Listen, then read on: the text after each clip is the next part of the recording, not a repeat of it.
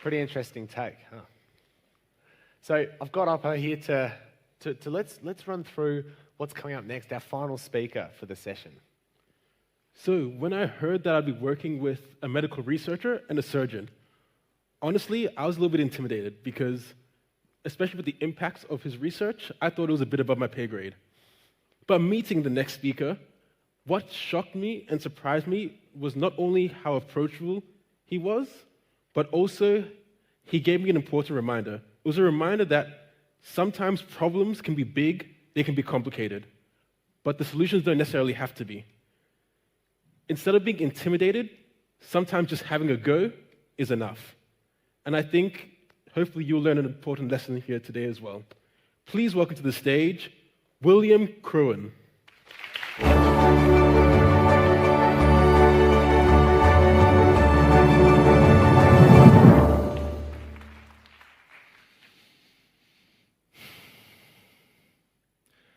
I remember feeling incredibly small, nothing more than a distraction, right before I got up to present my research in Tokyo to a group of the world's leading cochlear implant researchers and surgeons. I'd been hoping for a poster presentation, maybe even a small PowerPoint in one of the side rooms. What I got instead was a primetime slot in the main symposium in front of 500 surgeons and professors, many of whom had been practicing for more than 30 years. I'm young as far as researchers and doctors go, but I care deeply about my team's research, which, thanks to the novel use of hydraulics, had the capacity to make a real difference to people's lives. Sitting down, waiting my turn, on my left was an Italian professor of surgery, representing a multi-million-dollar research team from Europe, complete with their very own promo guy. Across the aisle, his main competitor was a Japanese professor, esteemed and valued in the community, who was also presenting to the world for the first time a similar surgical robot. In third place was myself. Well, actually, I think third place might have been a little bit generous. I felt kind of like one of the kids who plays at halftime as entertainment, to be honest. Sitting there, awaiting my turn, with about 27 years less experience than the two professors sitting either side of me, I really wished I was doing a poster presentation. Cochlear implantation is an amazing technology. It gives an artificial sense of hearing to the deaf through a 2-centimetre bit of plastic, a little bit skinnier than a noodle. This techno noodle is implanted into the ear by a specialist ear surgeon. And whilst the results aren't quite as good as normal hearing, they're a fair bit better than nothing. We used to only implant those who were totally deaf, either those who were deafened through rotten luck or were born without their hearing organ, the cochlea, functioning quite right. But in the mid-2000s, we started to implant more and more those who had age-related hearing loss, who still had a tiny bit of not quite so useless hearing function left. Now, age-related hearing loss is a little bit different from other types of hearing loss. It tends to disproportionately affect the higher frequencies more, which is why grandparents can sometimes have a difficult time hearing their grandchildren with their squeaky voices. It's kind of funny, but it's actually a really tough thing. If there's one thing that grandparents really care about, it's their ability to communicate, in particular with their grandchildren. Now, it can still be a little bit hard for us to imagine. So let's pretend that half of us develop moderate to severe hearing loss at some point in our lives. At that level, you can't have a conversation with the person sitting next to you without one of you having to shout to make yourself heard. It's a real impediment to communication. And it's not that unlikely either, considering 50% of people over the age of 65 are affected by moderate to severe hearing loss. And for us, when we hit our 60s, those numbers will be much higher, considering growing evidence about the long-term use of headphones. Now, we do have hearing aids, and they are great. They're used for this exact reason, but they have their limitations. They're pretty difficult for old arthritic hands, and they're not very effective in those who have severe or profound hearing loss, which is quite a lot of people. Scientists started to realize that if you could preserve someone's residual hearing whilst complementing it with that of the artificial sense of hearing from a cochlear implant, the outcomes were much better, particularly for nuanced sounds like music, tone, and conversation in noisy places. The problem was we had no idea how to do this. Generally, it was taken as a given that once you put a cochlear implant into a patient, you destroyed that patient's remaining hearing.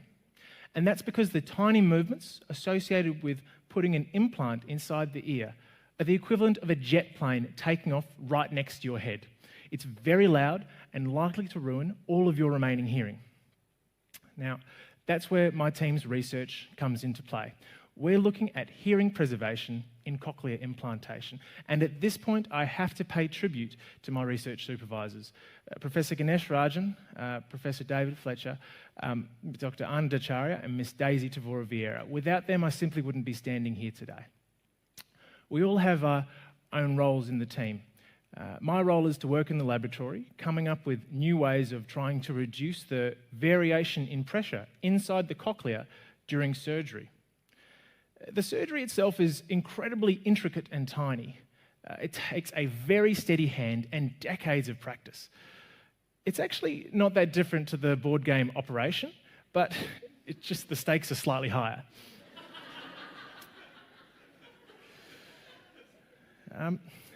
Scientists... sorry, I've just lost my train of thought with that. Yeah. My research was difficult because we were having problems with human variability. Namely, any variable I investigated was dwarfed in comparison to the innate human tremor, which made the use of a surgical robot an obvious choice.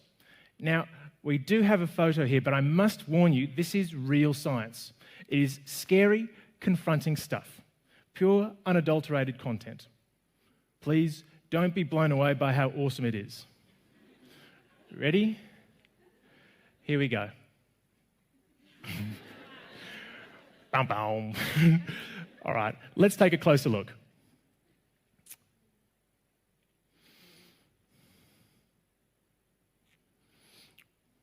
Look, we won't take a closer look. Going through it. Yes, that is masking tape. Yes, that is blue tack there.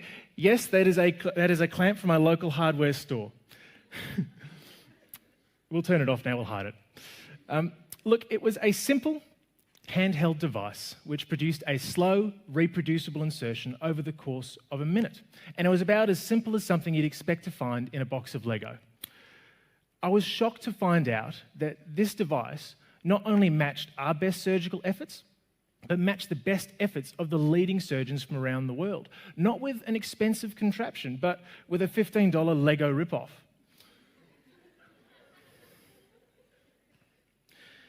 We actually tested this experimentally. The very best implant surgeon in the world could only produce an insertion that was about half as good as our device with respect to variation of pressure inside the cochlea. All of a sudden, we had a device that had the capacity to take cochlear implantation into the next phase for the price of 3 overpriced coffees. So we took this idea to Japan. Now, I'll be honest, I felt like a total fraud. I was presenting on novel, developing ideas, and I was the first of 3 surgical robots to be presented to the world for the first time that day. Surgical robots aren't even that common, even at a surgical conference, so the odds were pretty small. In any case, I got up on the day, I made my presentation. The only speaker, not a professor. The only research team not backed by millions of dollars of research funding. I said my bit, I answered a few polite questions, and I sat back down.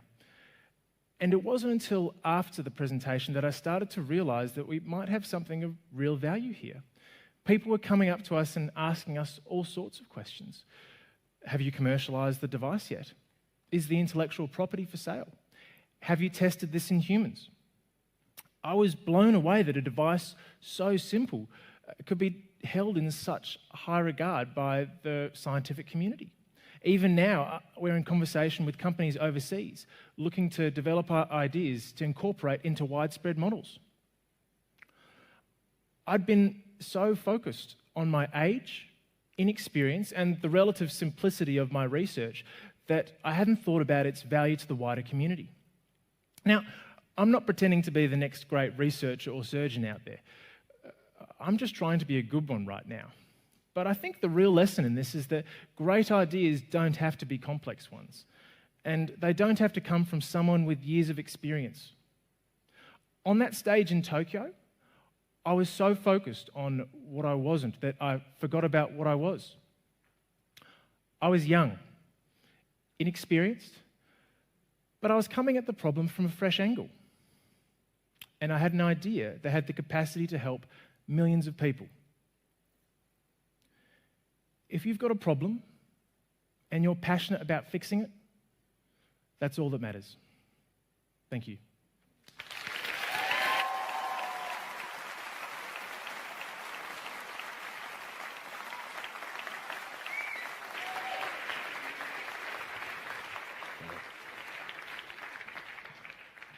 What a very cool looking contraption, huh?